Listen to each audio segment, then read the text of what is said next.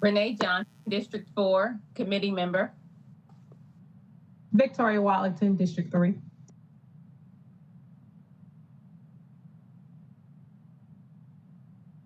Victoria Johnson, Assistant City Manager, Staff Resource. Federico Rios, Office of Equity, Mobility, and Immigrant Integration. Corey Burkhardt, Communications. Lacey Williams, City of Charlotte, Equity, Mobility, Immigrant Integration.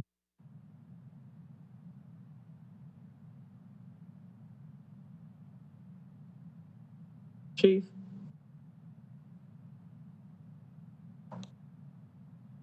Chief, we can't hear you if you're speaking.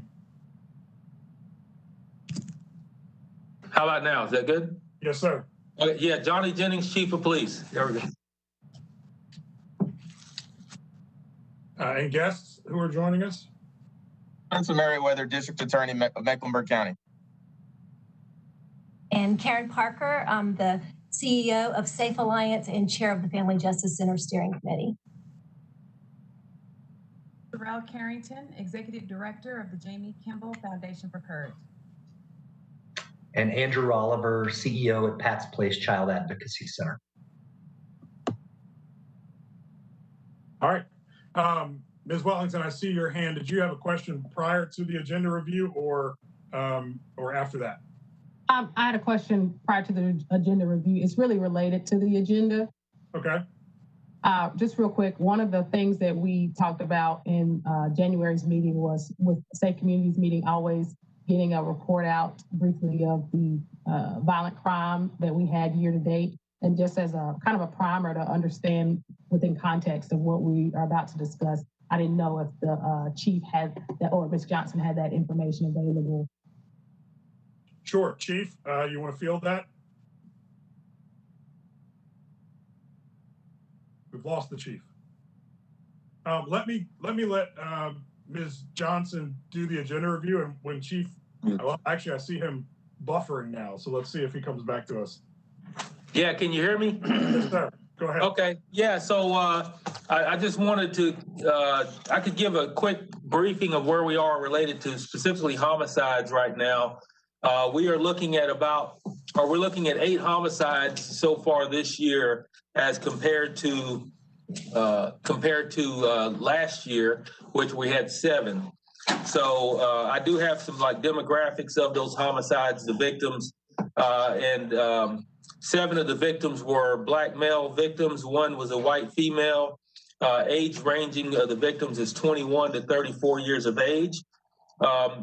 All of them involved a gun, which is one of the things that we've talked about at length about the gun violence that we're seeing across the city. And obviously the very first one we had involved a vehicle where a female was run over intentionally by a vehicle. So we are looking in forecasting a lot of, specifically with the homicides, is that last year we kind of had the main spikes in June and July, where we had multiple, like 15 and 16 homicides for each month last year. So as we move forward and moving into February of 2020, we had, I believe it was 6 or 7 homicides last year. So that's kind of what we're looking at. I don't have a full violent crime data for you, but I can certainly get that and make sure that however we want to do it. The good thing is that all of the data that I talk about is at the hands of our entire community at their fingertips through our crime mapping system, as well as the city dashboard that was just created. So we don't, if you want to get real-time data, you really don't have to wait if you're a citizen to hear it from a community, Safe Communities Committee meeting, because we do have that stuff readily available. Thank you. You're on mute, Larry. I'm usually better than that. If you or Ms. Johnson have that in front of you, can you share that? And or Mr. Burkhardt, can we make a point to have corporate communications putting information out to the public about where that data can be accessed online? Yes, sir. We will provide that information. Okay, and if Chief Jennings or Assistant City Manager Johnson have it in front of them and want to share it now for anybody tuned in, feel free to do so. But if not, I do think that is available to people, but it's only as useful as people know that it's there. So I think us doing a better job of making sure people know that anyone can access that information and how is critical. That's correct, Mr. Chair, and also through our CMPD app, we want to make sure we get all that information out so people know that it is available, and in any way we can do that is appropriate.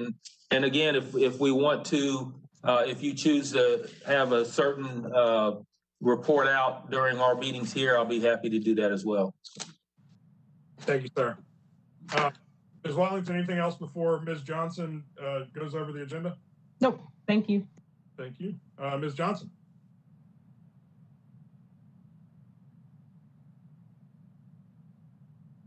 You were on mute while I was on mute. Somehow we're getting worse at this, not better. Okay, especially with the mask.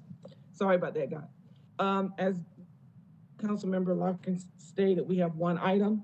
It's the Family Justice Center, and I will read the referral that the mayor made last night to the committee and what the background policy question in the committee charge is, so everyone is well aware before we go into the presentation.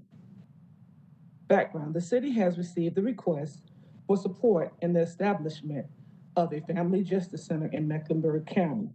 The Family Justice Center follows a national victim-centered, trauma-informed model in which domestic violence, sexual assault, elder abuse, human trafficking, and child abuse partners are co-located and work in collaboration with each other so that victims and their children can access service that they need, i.e. advocates, law enforcement, prosecutors, counselors, representatives of the faith community, healthcare providers, and others in one location.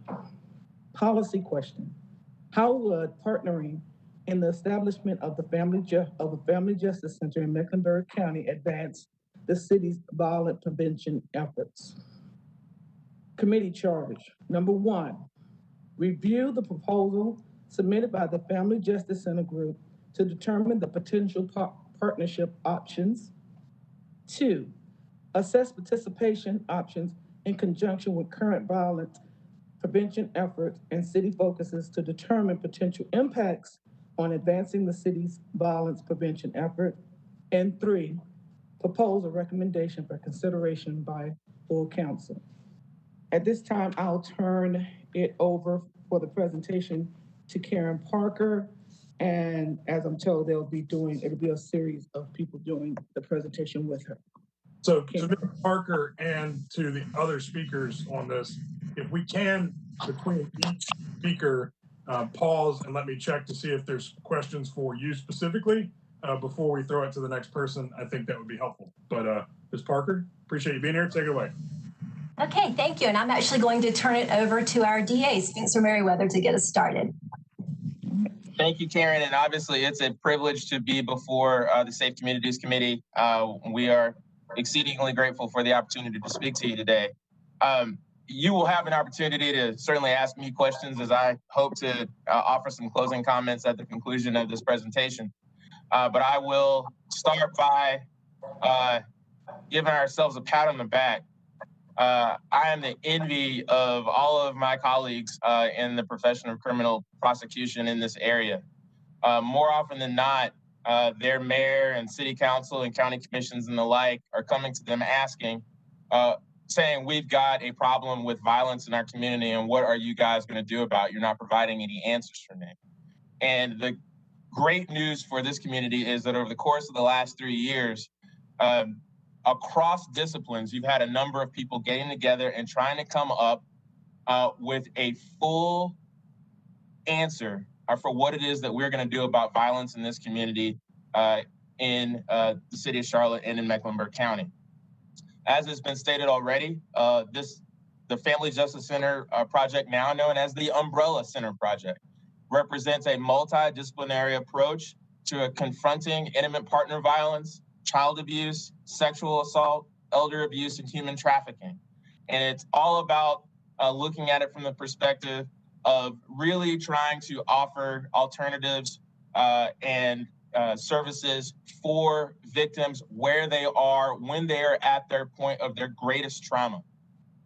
But to the larger perspective of what we face in this community with regard to violence and violence prevention, and this doesn't get talked about or hasn't gotten talked about a whole lot in the public forum with regard to the Family Justice Center, is about what violence actually does to the children in our community and to the families that witness violence. Then when we have had a nationwide and certainly a countywide conversation about adverse childhood experiences, people who witness domestic violence, people who witness and experience child abuse, and what it is that does to the mind, what that teaches a child about how violence can be used as a way to resolve conflict, and how it is that turns into violence and turns into homicides that don't seemingly have the first thing to do with domestic violence or child abuse. What we have found across the country, and we are fortunate to have a number of people not only in this meeting, but in our county government, our city government, law enforcement, both in city and county in the towns, as well as prosecutors and nonprofits who've gotten together and taken excursions to other locations to see just how successful this project has been. The results are remarkable. To see steady declines in intimate partner violence, specifically in the area of homicide, and also to see a community's mindset change with regard to how it is that we are protecting our children from exposure to this type of violence, which really has impacts not this year, not 5 years down the road, but 20 years down the road. Again, I've been fortunate to be a member of a team of people who are going to present to you today, and one of them is Andrew Oliver, and I'll let Andrew take it from here. Well, thank you, Spencer, for focusing the attention of the committee around the issue and the work that is being done and has been done for 3 years. I want to thank the Safe Communities Committee, all of our council members for inviting us to present today. I think we can start with the next slide, please. Great. We want you to know that our goal today is not only to share the urgency of where we are as a community, but we want you to know that we're proposing a solution. This is a transformational, tested, proven, and effective community response. And today we're going to be talking about violence and abuse as an epidemic in our community. We use that word intentionally. There are nearly 60,000 cases of abuse reported in our community each year. That's domestic violence, child abuse, sexual assault, human trafficking, and elder abuse. Over the past 4 years, CMPD has responded to an average of 40,000 domestic violence-related calls annually. This number represents a little more than 10% of their total service calls each year. Since 2010, our community has experienced 132 domestic violence-related homicides. Calls to the sexual assault hotline have increased 20% last year alone. Last year, 17,718 children were reported abused or neglected in Mecklenburg County. That's 1 in every 15 kids. 1,227 cases of elder abuse were reported to the Mecklenburg County Department of Social Services, and North Carolina routinely ranks in the top 10 in terms of the number of human trafficking cases reported annually in the U.S. Next slide, please. This slide breaks out domestic homicide numbers as a percentage of total homicides going back to 2010. As we mentioned on the last slide, Charlotte-Mecklenburg has experienced 132 domestic-related homicides since that time. And each year, this number represents between 12 and 24% of all homicides. Intimate partner homicides are, of course, a subset of this larger domestic homicide number. But this number also includes the deaths of children and others with a familial relationship. According to the North Carolina Department of Health and Human Services, intimate partner violence accounts for nearly half of all homicides. It's a contributing factor for half of all female homicides in Mecklenburg County for the years 2009 to 2018. Next slide, please. It's important to know that Charlotte has strong, supportive, and helpful organizations that are dedicated to supporting victims of violence and abuse. But victims report that these services are geographically disjointed, and the same procedures are required to seek help across multiple organizations. And so they're experiencing redundancy in the process. Today, if you're a victim of abuse, you may be asked to travel to 9 different locations, share your traumatic experience 27 times, complete 37 different forms, and navigate up to 50 referrals. As you can imagine, this is a complex and confusing process. They must travel throughout the county to receive all the support that they need. That puts them at greater danger and causes additional trauma. Services that could be received in a day now take weeks or even months to access. And as a result, many victims never get all the help that they need. Not only is our current system disjointed, but it's also incredibly expensive. According to a recent report issued by the Jamie Kimball Foundation for Courage, domestic violence alone costs our community nearly $50 million annually. Next slide, please. The Family Justice Center changes all of that, though. It's a best practice approach that brings all of the services together under one roof with a single, simple intake process. Law enforcement, social workers, prosecutors, victims advocates, and medical providers are all housed together to work collaboratively on cases. This model has been identified by the U.S. Department of Justice as a best practice approach, and it's been replicated in more than 130 communities, including right here in North Carolina. Our Family Justice Center will serve all victims of violence and abuse, those who experience domestic violence, sexual assault, child abuse, elder abuse, and human trafficking. As our district attorney noted, the Family Justice Center here will be called the Umbrella Center and will include space for over 150 core staff, as well as visiting service providers.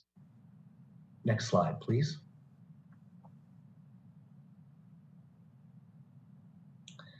Our business plan calls for the creation of a 100,000 square foot facility located in or near Uptown to ensure that it's easily accessible by those who need it most. At the Umbrella Center, victims of violence and abuse will get all the help they need more quickly and comprehensively, which results in a safer and healthier community. They're able to access all the support they need to heal and move forward with their lives. At the Umbrella Center, they can seek protective orders. They can speak with a detective or receive medical care in a specialty clinic. They can access individual counseling or group support at no cost to them. They can walk down the hall to file for economic support, get help with childcare, request emergency shelter, or access other concrete resources. The Family Justice Center is not simply a co-working space. It's a catalyst for collaboration. It's designed to build a coordinated community response between mission-aligned organizations. It's a response to meet the epidemic of the need that we're facing. It puts survivors front and center of all that we do. In addition to all of those direct services, the center will be utilized by the community for training and interdisciplinary violence prevention efforts. Next slide, please. I believe Sherelle is going to take this slide, but I'm happy to answer any questions about what you've heard so far. Yeah, I've got a couple, and I imagine there are some others as well. So, one on the actual 100,000 square foot facility, is that something that has been someone has taken another look at in the wake of the changing landscape of work now in the age of COVID? Is that something that you think might have to be adapted to meet what it will, places like this or places where people gather to work or gather to or come for services will need to look like going forward? Yeah, that's a great question and something that we're looking at. We have engaged a commercial real estate broker that's been working with us on this. Obviously, if we were opening our doors this year, our first year of service and operations would look entirely different than we expect that it would in the future. But we have to understand the changing landscape. The 100,000 square foot number was done with a full assessment of our needs and in partnership with a national organization that has seen these built across the country. We estimate that we will need about 80,000 square feet to start. But what we have seen across the country is that these centers, when they have been built, they've exploded in terms of service provision. And the last thing we need to do is run out of space within a year of opening. Obviously, this is at least a reactive approach to some of the violence in our community. Make the case to me, if you will, of how this, and I think Mr. Merriweather touched on it a bit, but how you believe this could also be a preventative approach to addressing violence in our community. That's a great question. One of the things that we know is that violence that we see in our community often starts at home, and that children exposed to violence and adverse childhood experiences, they grow up and they have poor health outcomes. They have increased mental health problems. They're more likely to get involved in situations or turn to negative coping skills. When we move families to a life free from violence, we increase human and social capital in our community. And I think that has been the focus of this committee, to your credit. And so this is one step. Ultimately, this thing is going to pay dividends down the road as we move families to a life free from violence and abuse. Thank you. Ms. Wallington, you had a question? I did. You had a couple of questions that were similar to what I wanted to understand as well. So I guess to piggyback then off the answer that you just gave, I'll ask the question a little bit differently, Mr. Oliver. Is the intention of this center to reduce the number of cases of domestic violence? And if so, can you help me understand how co-locating is reducing the cases? I've heard what you said about, and certainly understand that to be true, that when children are exposed to violence young, they're certainly more apt to repeat it. Can you help me understand how this particular solution addresses prevention? Well, I think this serves a number of goals and aims, right? We have to address violence as it is happening in the community, and that as we surround victims and survivors of abuse with all the support they need, right? And they're able to complete the process and obtain protective orders and to stay safe, and they don't have to return to their abuser because there are no other options left in the community, then ultimately this will, we believe, drive down rates of abuse.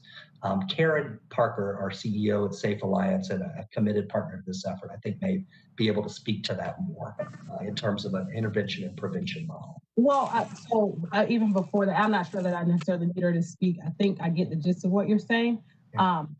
So this leads to a couple of the other questions that I have as I think about option analysis, right? I think the work and the process is one thing, and then the infrastructure is another, right? You've got brick and mortar buildings, you've got technology, you've got process improvement, and I think there's a component of all of those that could improve outcomes for victims of this kind of violence.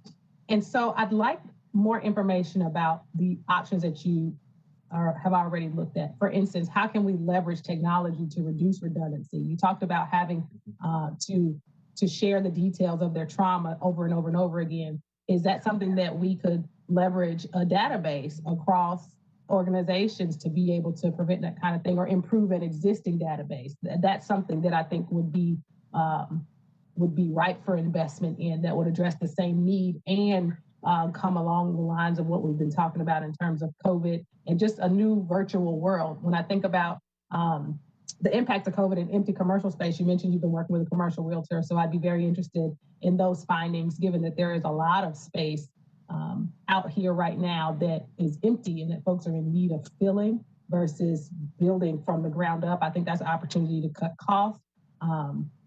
And then finally, I know that we are working through this pilot survivor resource center, and I don't know who is heading that up, if that's the chief that can speak a little bit more about that or who can speak to that. I'd be interested to see what the data is that comes out of that so that we can really right size this work, because I know that there are county co-location facilities. We've got Valerie Woodard here right down the street. We just approved rezoning for one off of Nations Ford.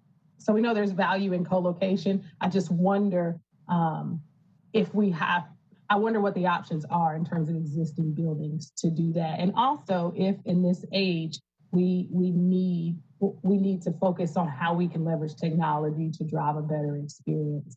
The last thing I'll ask is, from a financial perspective, I want to make sure that I understand how this is set up. You mentioned the 10 million, and forgive me, I had to step away at the beginning. So if you already addressed this, DA Merriweather, indulge me.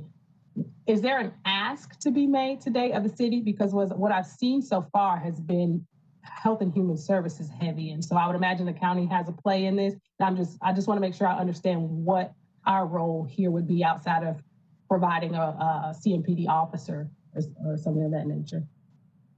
Yeah. Thank you, Ms. Watlington, for your questions. I think that we will address a lot of this throughout the presentation, and specifically, I think our last slide details what the ask is of the city and how that works. In terms of business process reengineering, this is a complete model shift for us, right? And I think one of the things that we've struggled with is how, with these multiple agencies with so many dedicated and different missions, how do we realign our business processes in advance of this happening to improve services for victims? And one of the things we struggle with is no matter what we do in terms of realignment, oftentimes survivors are left out of the picture, that we do what works for organizations most times. And as we put survivors in the center of this and we centralize all those things around, similar to what we did with the Child Advocacy Center movement 30 years ago in Pat's Place, we've seen the benefit of having everything in one place to make it easier on the victim. Children are 4 times more likely to get all the services they need by coming to Pat's Place. Our community prosecution rates for child abuse cases have skyrocketed because of that. And the city of Charlotte saves $1,000 per investigation because their detectives aren't having to travel all over town finding these kids, and we're doing that work for them at no cost. So I think a lot of your questions will be answered, and of course we can come back to those if you want additional clarification. Thanks. Thank you.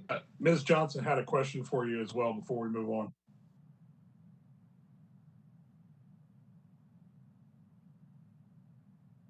Ms. Johnson, did you still have a question? I'll wait until the end to see if my questions are answered. Thank you. Okay. Thank So you. you guys Sherelle? Thank you. All righty, thank you. Andrew spoke about best practice approaches, and what I would like to speak about are about the proven approaches as well. The U.S. Department of Justice has identified the Family Justice Centers as a best practice, as you've heard throughout this presentation so far, to addressing domestic violence, child abuse, sexual assault, and human trafficking. These documented outcomes of Family Justice Centers include increased victim safety, increased autonomy and empowerment for victims, reduced fear and anxiety for victims and their children, reduced recantation and minimization by victims, increased efficiency and collaborative services provided to victims, increased prosecution of offenders, and dramatically increased community support for services to victims and their children through the Family Justice Center model.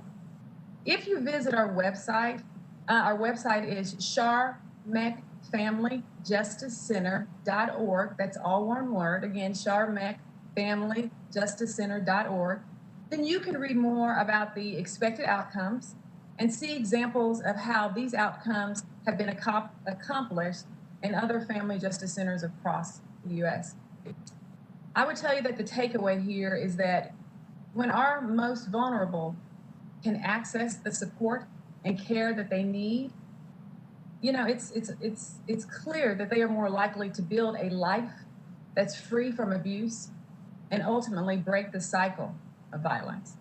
Today, we're talking about intergenerational change here. Treating and mitigating the impact of violence and abuse.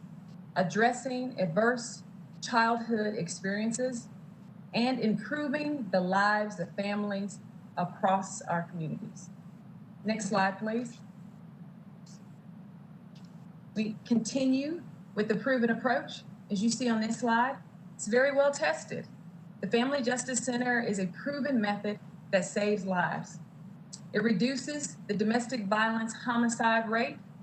And it's Ms. Karen, if you could speak a little bit louder, I'm hearing that a couple of folks are having trouble catching what you're saying real clearly. Sorry about that. Thank you. Sorry about that, guys. I'll go back to talking about a proven approach. Again, speaking about the proven models and outcomes. It reduces the domestic violence homicide rate. In its first 15 years since opening the Family Justice Center in San Diego, they had a documented 95% reduction in domestic violence related homicides. Since opening their first Family Justice Center in 2015, officials in Guilford County have documented a 77% reduction in domestic violence related homicides. The centers they've opened in Greensboro was so successful that the county officials subsequently opened another facility in High Point in 2018. These reasons and more provide a proven approach. Are there any questions so far of the two slides that have been presented? Yes. I don't see any hands, so I think you can proceed. Okay. I'm sorry, I raised my hand late. Oh, sorry, Ms. Watlington. So quick, I just want to understand a little bit more about these numbers because they're certainly compelling. Can you talk a little bit about, I'll say it this way, the theory or the mechanism behind what actually drove these numbers down? I'd be curious if we can tie these numbers to specific actions rather than possibly external factors. I just want to make sure that we know what the silver bullet was or bullets. I'm sorry, that's a terrible metaphor to use right now. But No, you're fine. I'll speak a little bit to that, and then I'll turn it over to Karen because, again, throughout the presentation, there'll be some more evidence that will be shown as to how those numbers have provided the reduction that you see in the numbers today in the two locations. I can wait if it'll be later on I'm okay to wait. Okay, all right. I will turn it over because, again, I just didn't want to repeat, and I want to make sure that all questions are answered, and we'll go from there. I will turn it over to my colleague, Karen Parker. Okay, thank you, Sherelle. And we will do our best to answer those questions, and I think we'll get to a lot of those before we get to the end. We'll go ahead and go to the next slide. And this goes back to that very first policy question that you introduced your meeting with. Why is this important to the City of Charlotte and the City Council? And I'm going to go through these bullets and just give you a little bit of information under each one. First, it aligns with the existing violence reduction framework and addresses systemic and root causes of violence. There are 4 points under this that I want to point out. One is that this is going to be an intergovernmental and multidisciplinary use of community resources. So it's aligning, and I know that's something that you all are very interested in doing. Second, this is going to be a resource for other efforts that you're focusing on, like cure violence and the hospital-based interruption programs, as interrupters can connect people to Family Justice Center services. This also addresses an unmet yet very related need. A lot of the efforts you're looking at are focused around things like gang violence and street violence, but you really need to look also at the violence that is occurring in the home. As Spencer Merriweather noted earlier, that is where a lot of the violence starts, and we know that it spills over into our streets. So we feel like if we're not looking at violence in the home, then we're going to have a gap in our response. We also, as mentioned earlier, know that this model is data supported and it's evidence-based, and we know that's something that's important to all of you. This also responds to community calls for reimagining policing. This is exactly what a Family Justice Center does. The services are 100% centered around the victim. And instead of operating as separate units throughout the community, asking victims to do things over and over and to travel to different places, we're coming together, wrapping all the services around them. And very importantly, we're holding each other accountable for the safety. So we're there working together as a team. we've got every service provider there making sure that we're doing the very, very best we can with every single victim.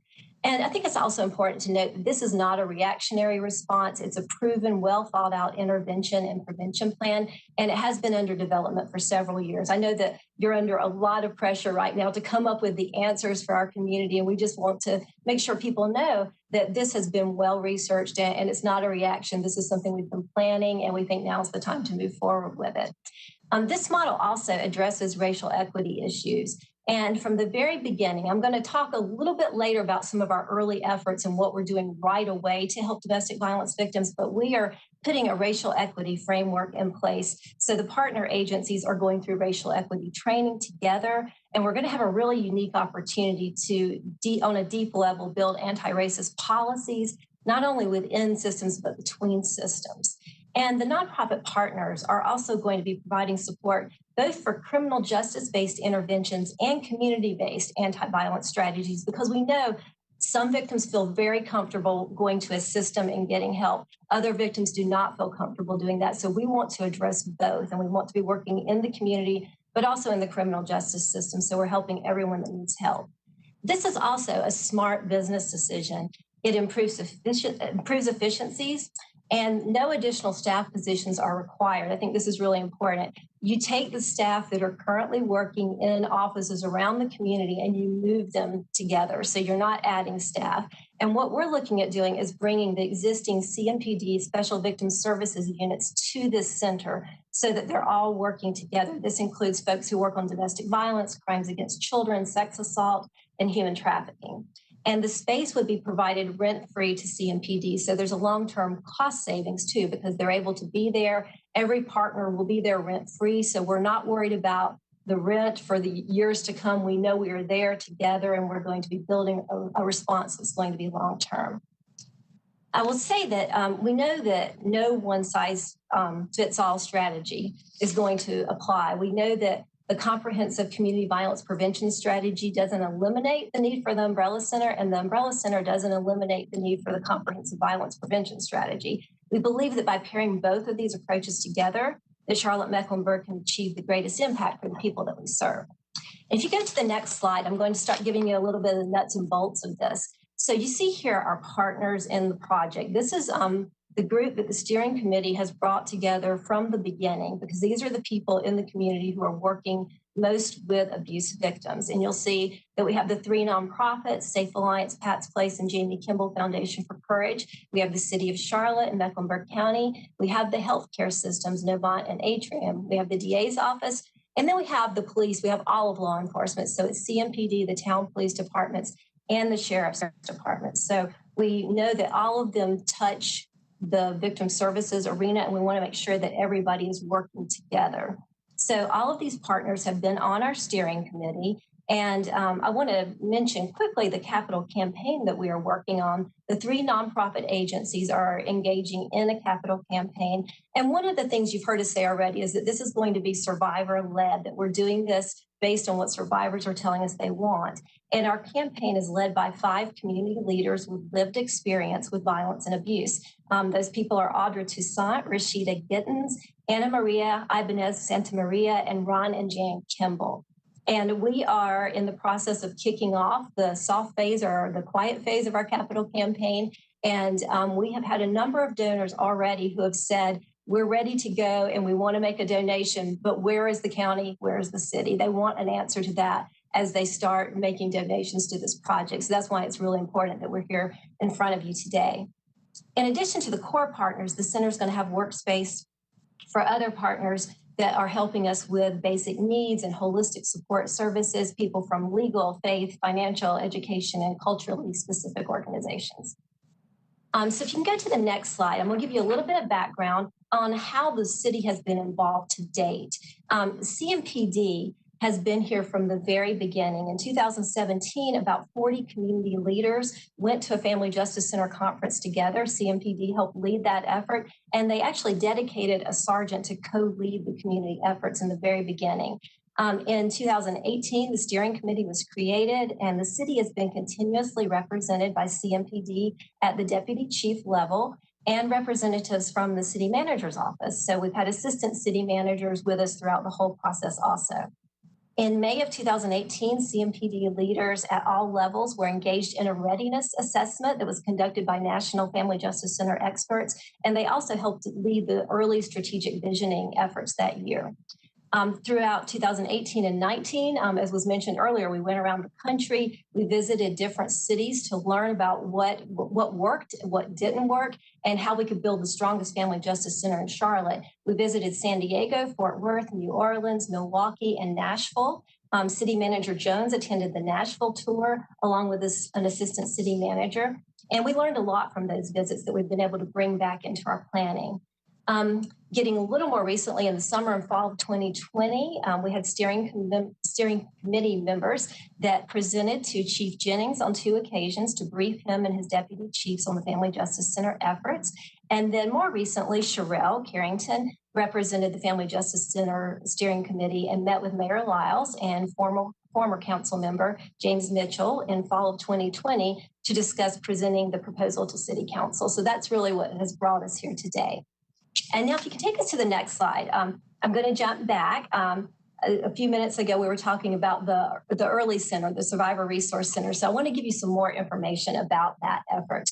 In 2019, our steering committee knew that it was going to take 3 to 4 years to realize the vision of the full Family Justice Center. So at that time, we were seeing lethal cases of domestic violence here in the community. And we decided that we needed a more immediate temporary resource for abuse victims who are at highest risk. So this center is going to be called the Survivor Resource Center, and it's opening 2 weeks from today. It's going to be located in the Children Family Services Center, and that is on the corner of Davidson and 5th Street. We have about 16 staff who are going to be working on site from CMPD, Mecklenburg County's Departments of Social Services and Community Support Services, Pat's Place, and Safe Alliance. We also have 4 off-site partners who are going to collaborate on cases and will have the ability to refer abuse victims for services. And those include Atrium Health's Domestic Violence Healthcare Project, the District Attorney's Office, Mecklenburg County District Court, and the Mecklenburg County Sheriff's Office. So in addition to providing the services to those at highest risk, partners here are going to be developing a single trauma-informed intake process. So the victim no longer has to tell the story 5, 10, or 15 times. They tell their story one time, and then they are able to visit with the different resources that they want to access, and it's completely their choice. They choose who they want to see and who they don't want to see, and they can define what type of help that they need. So we'll be honing this model over the next couple of years so that we're ready to scale it up when the full Family Justice Center opens. And if we can go to the next slide, this is something we want to make sure that everyone understands. There have been a lot of questions about what's the Survivor Resource Center, what's the full vision, what's the umbrella center. So this is a good breakdown here. The Survivor Resource Center is temporary. It's a precursor to the umbrella center. The umbrella center will be the permanent building, the permanent location. This Survivor Resource Center is small. It's only 8,000 square feet. We have about 16 staff. When we move into the umbrella center, we're looking at 100,000 square feet and about 100 to 150 staff on site. Very important in the Survivor Resource Center, because this is a small operation, the appointments will be by referral only from one of the partners. And when we move into the Umbrella Center, we're going to be a lot larger. We're going to be able to have a walk-in facility. The focus in the Survivor Resource Center is going to be on the highest lethality domestic violence and sexual assault cases. So it's going to be a limited scope. We could only do this because we have a limited number of staff, a smaller space, and we said we want to be serving those people who are in the very greatest danger right now. And so we use something called the lethality assessment protocol that the police department uses, our hotline uses, we're all working on it together. We look at cases, and some of the things we're looking for to determine that it's high lethality or high risk would be that there are weapons in the home, like Chief Jennings mentioned earlier, guns in the home. We look for illegal drugs in the home. We also look for a history of strangulation. We know those are some of the red flags that are indicating that the person is in a lot of danger and that we really need to get help to them as quickly as possible. In the Survivor Resource Center, we estimate that we're going to serve under 1,000 people a year. So again, it's a small operation. But when we move into the Umbrella Center, we'll be able to serve over 10,000 people a year. And this is a number that we've seen in other cities. And so we think this is a good number. I think it's going to actually be even higher than this. Services in the Survivor Resource Center are really focused on the immediate crisis, whereas when we move into the Umbrella Center, it's going to be holistic, wraparound, long-term. That's where we get really transformational with this project. And the Survivor Resource Center, again, is temporary. We're opening in a couple of weeks. And then the Umbrella Center, we hope to open in fall of 2023, and that will be with us for the long term. The most important thing I want to point out before I leave this slide is that the Survivor Resource Center is not a pilot project. And this is something that's been a point of confusion in the community. The Family Justice Center model has been tested since 2002. We don't need to test it anymore. Our steering committee made a very intentional effort. We looked at this and we said this would not be a responsible use of taxpayer dollars or donor dollars to continue testing this model. We know that it works because it's been proven in so many other places. But it was created because we don't want those in our community who are in the greatest danger right now to have to wait until 2023 to get help, because frankly, many of them will not make it that long, or they're going to be irreparably traumatized in the process. So this is really our stopgap. Let's address the people who are in the most danger right now. The steering committee was really intentional that both of these would proceed on parallel paths. So while we build the Survivor Resource Center and while we're running it, we're also working to create the Umbrella Center. So that's our Survivor Resource Center. Now I'm going to jump back to the longer term vision on the next slide. Parker, before we transition to this slide, can I let Ms. Watlington jump in with a question before we get too far away from whatever triggered her question? Thank you. And I'm still holding my question for the other piece, so I'm anxiously awaiting the metrics or the metric explanation. I did want to ask for a moment, we talked about CMPD's involvement to date. I just wanted to pivot to the chief, and if you could tell me what is your understanding or your vision for city involvement? Yeah, so thank you, council member. I was planning, we did have a couple of meetings with, to speak about the concept of the Family Justice Center. I've been trying to play a little catch up, unfortunately, since I'm told that we were involved since 2017. My understanding, or what I've been briefed on, is the concept of the one-stop shop for families to be able to have, tell their story one time, to be able to come to one location for all the resources. I think it's a concept that I stand behind and our agency stands behind, but as far as the investment in the Family Justice or this Family Justice Center, all of that is not a decision that falls on me, obviously, but when we look at our detectives, we're talking about moving their office space to the main facility once it's completed. At this time, with the center that we currently are getting ready to open, it's going to be referral based, but we're going to have resources that are rotating on a regular basis over there. So we won't have permanent office space for our detectives because they still need to be in their facilities here, but we will have representation that will be over there throughout the time period that will be rotating. Okay. So it sounds like there's a little bit more connection that needs to happen between the steering committee and CMPD to really flesh out, because I'm not getting a sense of clarity around exactly what CMPD's role is. No, I think that's pretty, I think we're pretty clear on both sides when we met and talked about what our role and what our commitment is for personnel wise. So we're going to, they're correct on the resources that will be over there. It just won't be the same detective all the time that will be over there. So we'll have, I think right now where we landed is a week.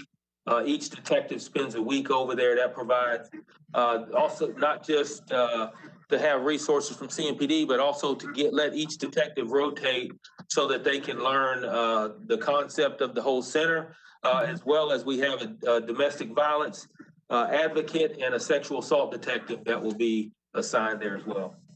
Okay. And then lastly, the other question I had related to this section was, There was a slide that you showed that had the breakdown between the Survivor Resource Center and then the Umbrella Center. And you had variance in the types of services or who would be serviced and the number of people serviced.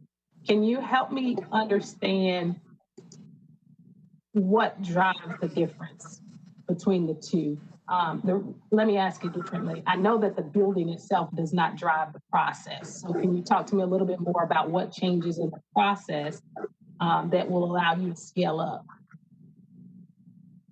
Yeah, we will be adding additional staff. So we wanted to be able to meet the needs of those at the greatest risk right now.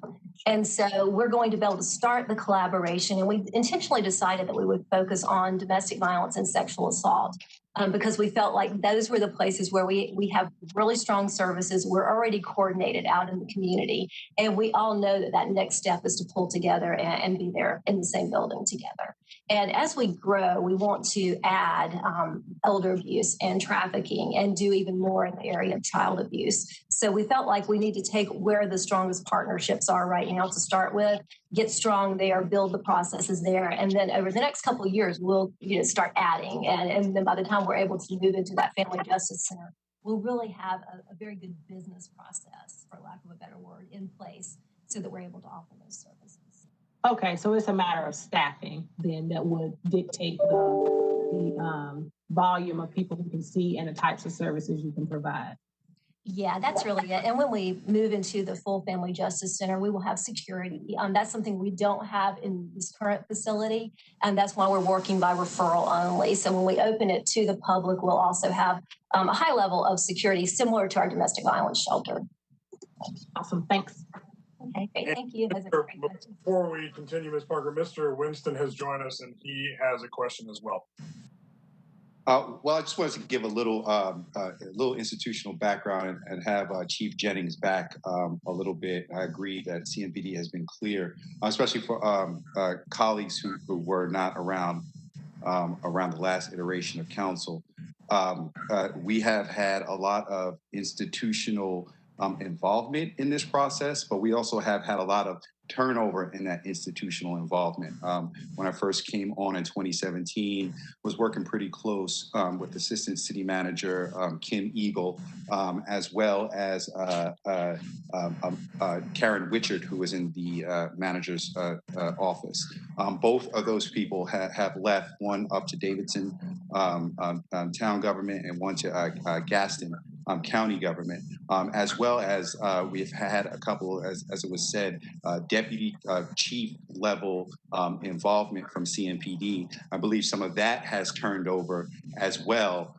So while CMPD is clear from the vast amount of legwork that has been done has been turned over. And I think this is what we're challenged with right now is how do we kind of have a continuous approach to this work. And Karen, feel free if you have anything to add, or Chief Jennings, if I misspoke. Yeah, I think that's a great point. Thank you for acknowledging that. There has been a lot of turnover. I will say that Chief Jennings' team has been amazing. They have jumped right in and they have been working. I know one of my staff members speaks to them almost every day, getting ready for the Survivor Resource Center to open. So they're very open, and we just really appreciate that they are so open to looking at changing the way they do things and the way that we all do things together. And I think we're coming up with a really strong response. So we're very excited.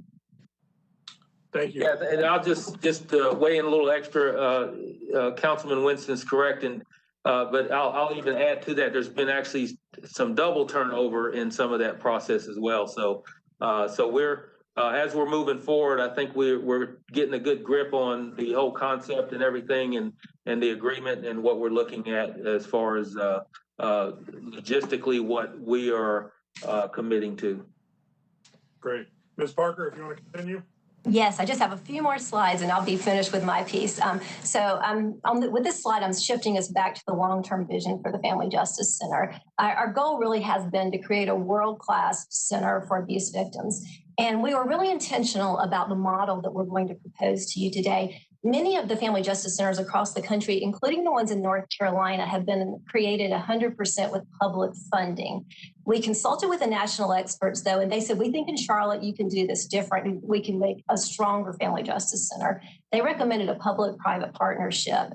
The reason for this is because we need both the city and the county to create the stability and to bring your critical public safety and public health resources to the table. But we also need the nonprofits to bring their targeted expertise serving abuse survivors and their ability to engage the community and raise the private dollars so that the entire community takes ownership of the Family Justice Center. We really think this is the smartest and most sustainable model for Charlotte-Mecklenburg, so that is why we're bringing that forward.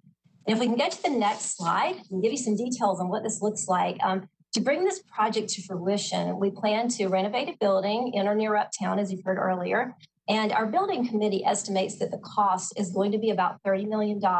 We would love to see a building that has been vacated uptown that we can get cheaper. So we're definitely, if anyone knows anyone in that area, we would love to talk to them. We would also be raising an additional $5 million to support an operating endowment that is going to cover the common expenses that are shared by the organizations that are in the Family Justice Center.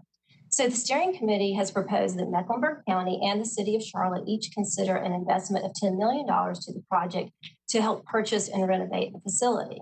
And again, the special victims units from CMPD would move into the center, and then again, rent-free would be there for the life of the Family Justice Center. The nonprofits have committed to raise the remaining $15 million from private sources to help cover the purchase and the renovation as well as the operating endowment. Our steering committee has briefed the Board of County Commissioners outlining this recommendation. And following the briefing, the county staff indicated that they were favorable to this plan and that they would also recommend that Mecklenburg County own and maintain the facility as part of their ongoing commitment. So that was that's a great thing that the county has offered to do. Has not gone to vote at the county commission level, but this is staff meetings that we have had. So the county staff also made it clear that their recommending this to the county commission would be contingent on strong city involvement in the partnership. And so if we can go to the last slide, this gives you an overview of what we're asking from the city. And it's really in three buckets here. The first thing is a philosophical commitment to move forward to plan this Family Justice Center and to be involved in it. And that would include city representation on our building committee so that you can help us build, find the location and work together as we build this out. We also are asking for the capital commitment, and that can be $10 million, could be paid over 3 years. It could also include a donation of a city-owned building or land, could be part of that investment. So there's a lot of flexibility here. What we really need to do, though, is get the city and the county to the table talking together about this and figuring out how this can work. And then we ask for the ongoing commitment where we would locate CMPD victim services teams at the center rent-free. So that is what we are asking for. And I'm going to send it back over to Spencer so he can wrap up the formal part of the presentation. And first of all, I hope that all of our the members of the Safe Communities Committee got some good information out of this, and certainly all of us are here at your disposal to provide whatever sort of perspectives or data that we can. But I don't think that data will give you everything. And so I do have to rely on at least some anecdotal information that I think will be helpful to you. All of the people from law enforcement to members of city council to certainly people in the DA's office and nonprofits can tell you about what it is to interact with a victim in a place like this. And in a place like this, a victim, especially when they're at the peak of trauma, is quite just overwhelmed. Because if you're not thinking about where your next meal is going to come from, where your next set of clothing is going to come from, what access you have to resources, who's going to watch your children, all of these things that are going through your mind at the time that you're seeking help, court's the last thing you're thinking about. Community public safety is the last thing you're thinking about. All you're thinking about is your kid and you, and just making sure that you're trying to keep yourself safe. So the idea of trying to construct a framework as well as a building around the idea of making that victim, that survivor whole and her family whole is critical to all of those things. From public safety to financial safety on down, all of those things are important. This is especially important when it comes to the people in our community who have the least access to financial resources. The person who has to catch 3 buses in order to get to the kind of help that they actually need to help them escape from trauma. And so when that woman is able to go into a place like a family justice center, like an umbrella center, and the difference between her being whole and being able to advance not only her safety, but the safety of the community, could be the ability to look through a glass pane to be able to see that her child is okay. And if she is not able to do that, maybe she doesn't tell as full an account as is possible to her prosecutor or to law enforcement that's present. And that affects everybody's community safety. And if she's not able to say that, make sure that someone has actually checked in with her child and make sure that that child is okay, and that child hasn't suffered some sort of latent trauma that may manifest itself when that child actually goes to school and ends up in some type of conduct that is certainly undesired. So it is extremely important while we are about to go into the kind of conversation about financial resources and go into a conversation about what the needs are, and what sort of systems and data might be at our disposal. Please do not lose sight of the anecdote, because it's an anecdote to us, but to that victim and her family who walks in a place like this, it is a hard reality that all of us will be asking questions about. Why is that we allow that reality to exist for as long as it did? And so I just want to make sure that we have focused on that as well as you go into this conversation. But we are all so pleased to be asked to come to talk with you today, and so pleased that we've been given the opportunity to address you. And with that said, I think I speak on behalf of all of the steering committee members that are present, that we will be happy to answer whatever questions that you have. Thank you all. And I hope that the questions that are being asked don't seem like a lack of affirmation from the council as to the value in this effort, because I think it's clear that it is impactful, that it's important, and that it fills gaps that we have as a community right now that are not serving people who are looking for justice and who are looking for safety in our community. So it is a zero-sum game for us when we are looking at dollars in our budget. And I think this committee and this council has a hyper focus on addressing violent crime in our community, and not just murders, though that's often the headline statistically, but violent crime in total and violent crime in every form. And I think this would be helpful in that effort. I guess my question, Ms. Watlington made this point, and I'll underscore it around the building piece of this investment. When you're looking at I think it was $11 million for acquisition of the building, $9 million and change for renovation or construction that would be needed on the building, and something like $5 million for furnishing the building. And we're talking about 70% of the $35 million budget, more or less, that is in the facility itself. And so, and you said, and I appreciated you making the point, there's not extra people being employed for this effort. They're just being moved. And so I assume that in the budget, it's factoring in that if you are leaving one facility to co-locate in another, that there's a savings associated with that departure from a current lease or building ownership. But I do wonder, and this was the point Ms. Watlington made, given the amount of vacant space that exists due to COVID, but also, obviously we want this to be near transit, and Uptown certainly fits the bill. But is that the best return on investment if we are kind of hyper-focused on inside the 277 loop, if there is somewhere along the Blue Line, for instance, in a non-Uptown section of the Blue Line, that we could acquire a building that is also on a transit line, easy to access, fairly central for the community?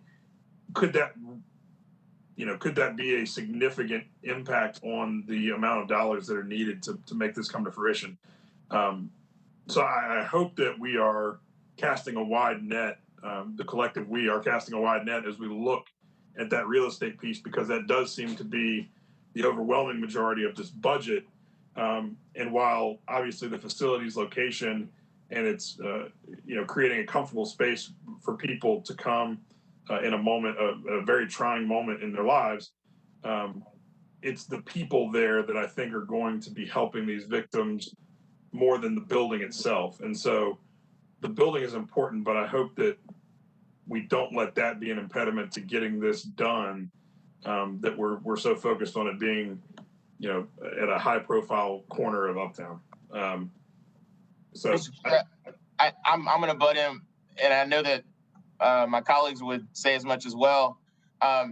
We'd be crazy if we didn't point out to you that there actually have been some success stories in other urban centers where, in fact, their need or their desire to create a family justice center coincided with their desire to revitalize some corridors.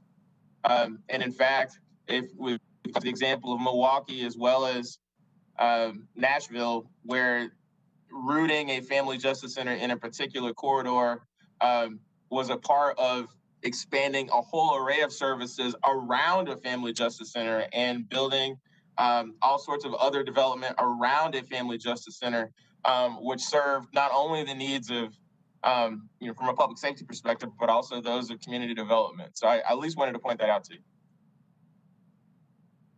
Thank you for that. And I know Ms. Watlington has a question, followed by Ms. Johnson. Yes, I do. I'd be very interested in more information regarding what Mr. Merriweather just said. I think about the Valerie Woodard Center, and I also think about the surrounding neighborhood in Ashley Park and Freedom Drive. And I know that we've got some market challenges there. I'd like to know more about what were the drivers of the rest of that investment, because from what we've seen so far, it hasn't sparked market interest because of all the other factors that are associated with market and commercial investment. We've got a grocery store that's going out of business directly across the street from there. So I'd be interested to know more about what else they did to make that successful. Otherwise, I would certainly be hesitant to concentrate these types of services in the same place without doing some other things to ensure we really are investing in that area. But my other piece that I had originally raised my hand for, first of all, I'm glad that you talked about the survivors, because that's what we're here for. Those are the people that we're here to serve. And I think that across the board, we all are interested in what we can do to deliver for our neighbors. So I think that I'm encouraged by the level of collaboration that we've already seen in the diversity of partners that have come to the table. I think now we're beginning to get to the question of the nuts and bolts of the how to deliver. And so certainly I would agree with everything that Chair Eggleston has already said in regards to now, as we're wrapping our minds around the really of how do we do it, how do we make sure that we are investing in the places that we're going to see the highest level of return on investment. So I too, and Mr. Chair, I'm prepared to move if we need to. Otherwise, what I'd like to see is the staff to analyze this proposal to really understand how it fits in our overall preventable plan and our level of commitment that we can participate that's commensurate with the resources that we are providing and the role that we play in this particular endeavor. I'd also be curious to know where the other towns play in this space, particularly in the sources stack up as well. So if we need to formalize it, I move that we begin that investigation. We're on the same there. I want to get Ms. Johnson's question. Oh, yes, forgive me, Ms. Johnson. I definitely think that the next step for us is to have staff really dig into this and figure out how it fits in the framework and the efforts that we have put forward and committed to in addressing violent crime. So I think you and I are on the same page there. Ms. Johnson? Thank you. I have quite a few questions. Thank you for the presentation. I'm a human services professional, so this is just awesome for me. I've actually gone into Safe Alliance with the client. So this is more than anecdotal for me. The trauma-informed approach, breaking the cycle, the adverse childhood experiences, all of that is very, very important in breaking those cycles and preventing violence. But I do just have a few questions and comments. Ms. Watlington and also our chair talked about the real estate perspective. We have a building at 601 East 5th Street that seems to be collaborative services, and also the Valerie Woodard Center. So I can envision in this time of COVID, utilizing one of the spaces that's available and almost having a victim sit with the case manager and having virtual meetings with different providers. Is that something, and I know you all have been looking at this since 2017, is that something you looked at now that the way we operate business has changed? Is that an option to reduce the level or the required space? Because one of the things from a city perspective, if we took $10 million and put it into housing vouchers for these individuals to provide permanent solutions so that they did not have to go back into that environment. So is there a more efficient return on investment for the city without the requirement of acquiring new space? That's my first question. Did you want someone specific to address that, Ms. Johnson, or just food for thought? No, I mean, I'm sure that, now that, we can operate virtually, so has that been considered? I could jump in there. Just one of the concerns we have, I think the virtual services do work for a lot of people, but you have to remember too that many of the victims that we're serving are living in the home where the danger is occurring. So it's not safe for them to reach out to us virtually. We operate the hotline here at Safe Alliance, and the first question we ask when people call is, are you safe to talk to us? And so we have to think about that, and we really are going to need a place that people can go to. I would say also what we've seen during COVID, one of the things I've said to our staff is that we will never become an all virtual agency because we've seen that the services are just not as trauma informed. And we've seen a lot of difficulties with clients being able to get what they need and feeling like they're really getting the services they need virtually. It does work for some people, but for many people, they still need that one-on-one, in-person work that you're doing with them. And so I think we need to look at both. We also have been test running with the court system, being able to get protective orders virtually. And Spencer may want to jump in on this. I know we've had some challenges with that process. There's been some great things too, where victims are able to come into our office and not have to go to court to get their protective order. They've been able to go over monitor and get that. So we're definitely looking at those options. And I think more and more of them will become available, but there are still going to be a lot of people who need those services in person. So let me just clarify what I was thinking is that they would come to the facility and maybe be in a conference room with a case manager, someone actually walking them through and supporting them.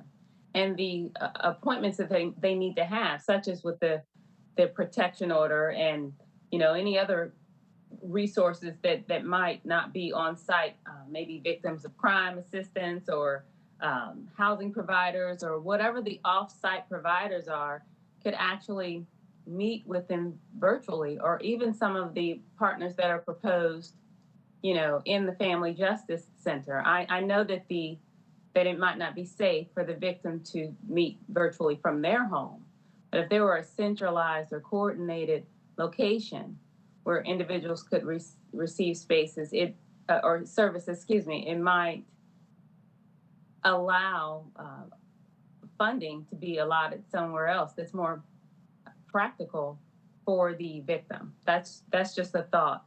My second question is, when you talked about space for nonprofits. I saw some of the large nonprofits, but I wondered if there will be space for grassroots organizations to provide services, because there are grassroots organizations that do assist in holistic services. So maybe some type of co-working facility where nonprofits can come in utilize space to help victims. The next thing I wanted to say is our district attorney, with all due respect, I noticed you said him and, you said her and the woman, and you said it multiple times. And I just want to acknowledge that there are men, as you all know, that suffer from domestic violence as well. Lastly, according to statistics, 75% of individuals who are victims of domestic violence do have a brain injury.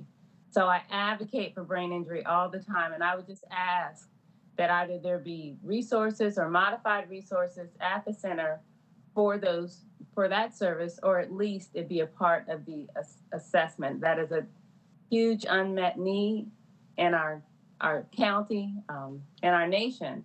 So I think that if you really are looking at trauma-informed care and addressing the root problem and breaking the cycle, that is something that needs to be addressed. Oh, and I did have one last question. All of these services are wonderful for the prevention and the prevention and the safety and the breaking the cycle. Is there this type of collaborative service for the perpetrators? Is that being discussed? Such as counseling, such as trauma-informed care, because many of the perpetrators also have history of growing up with that type of cycle and that type of abuse. So are we looking at anger management and those type of services? Again, brain injury services, that's very prevalent also in the criminal justice system. So are you all also looking at this type of model for the perpetrators in order to break that cycle as well? Thank you.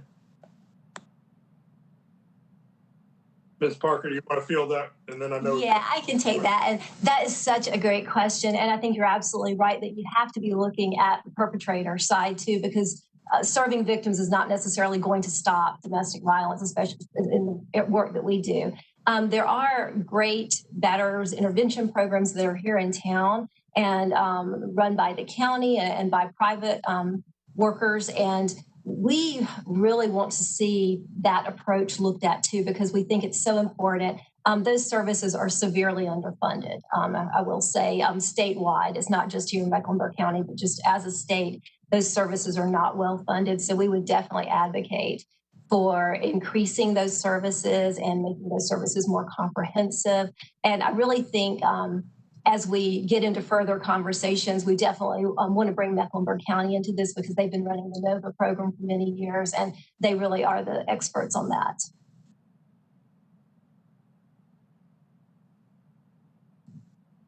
I'd also like to address Councilmember Johnson's question regarding co-location. Yes, there will be co-location for others to come together, as you mentioned, grassroots organizations to come together to also partner and address issues and challenges. And as you mentioned, 75% of victims of DV suffer from brain injury. As mentioned earlier, we will have representatives in the building from Atrium and Novant. So they too will also assess the need of the victim at the time of entry to the location.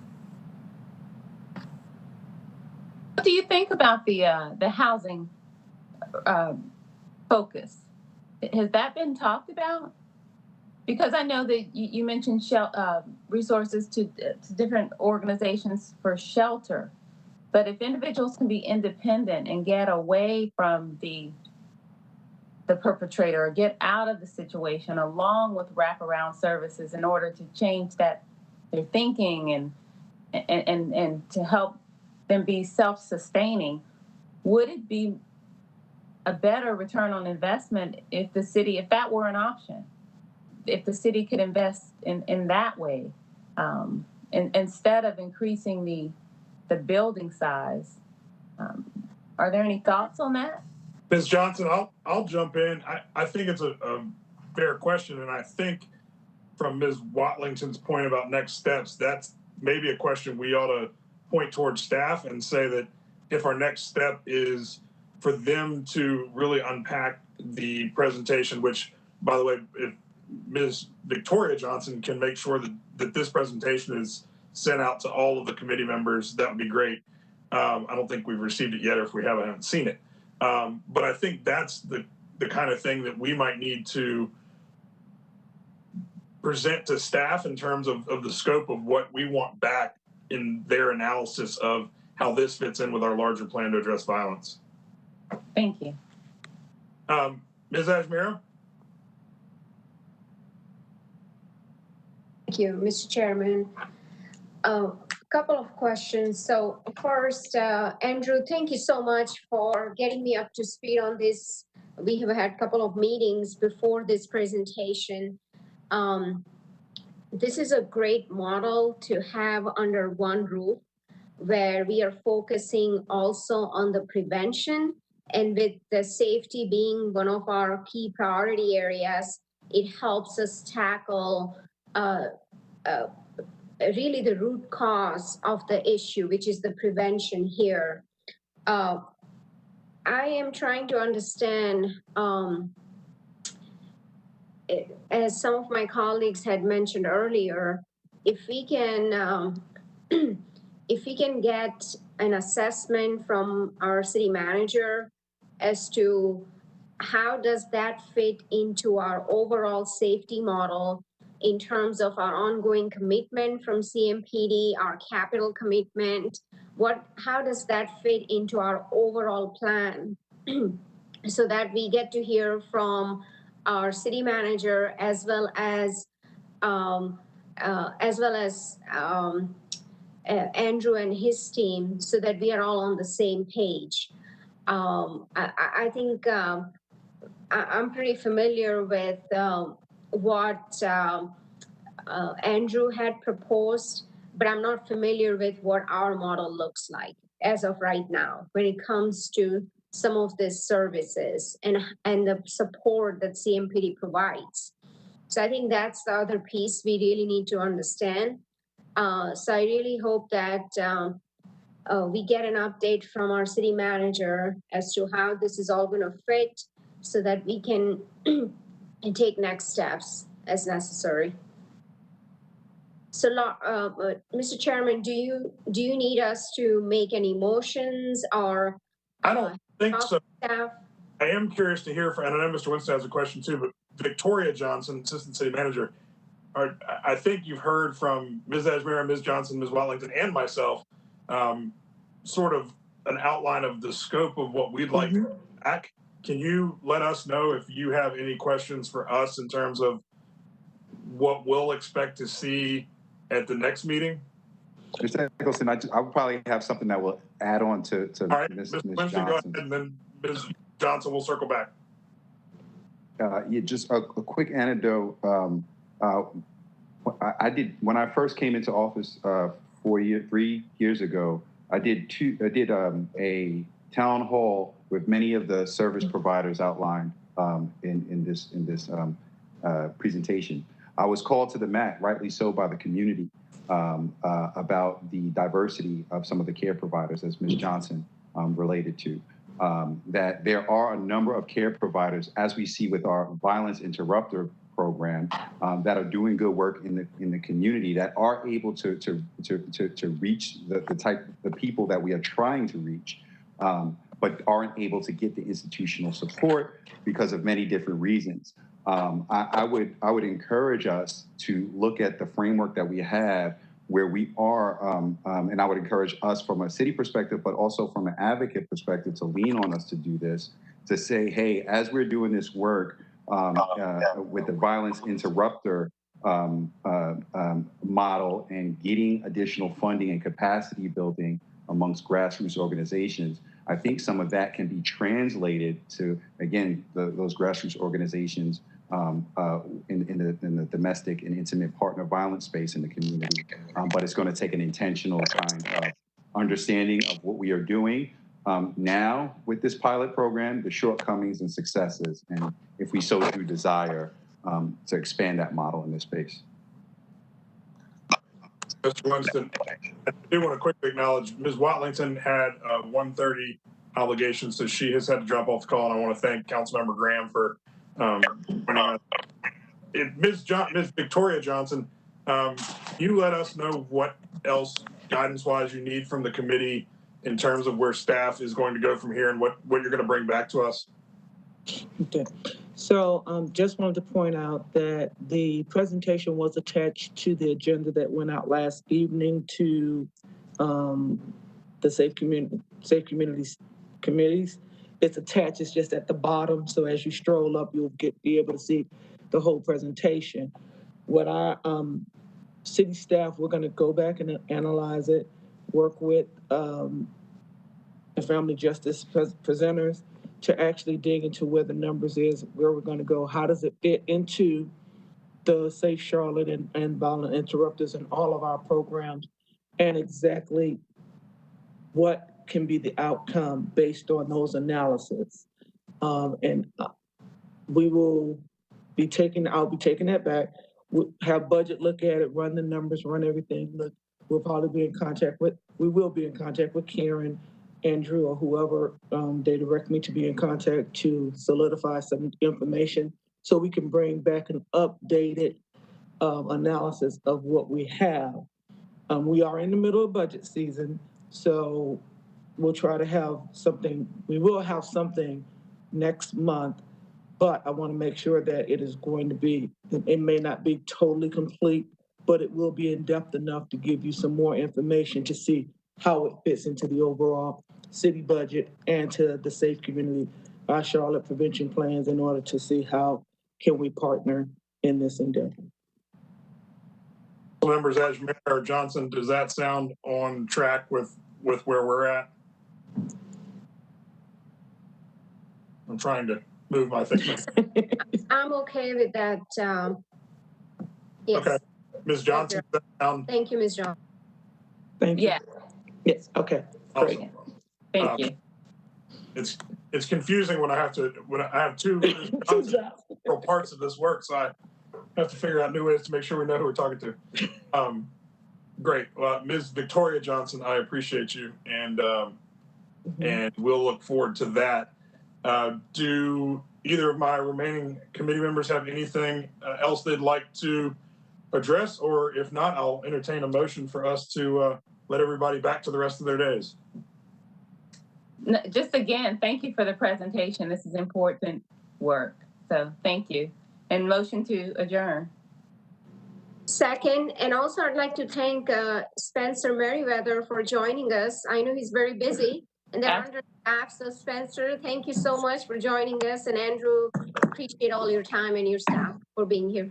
We're trying to boost our committee meeting ratings by having celebrity appearances. So I think we did well today. All right. Well, thank you. Bye-bye. Thank you so much. Thank you. And Karen, I will be reaching out to you all. Thank you. Wonderful. We're ready to work with you. Thank you. Thank you.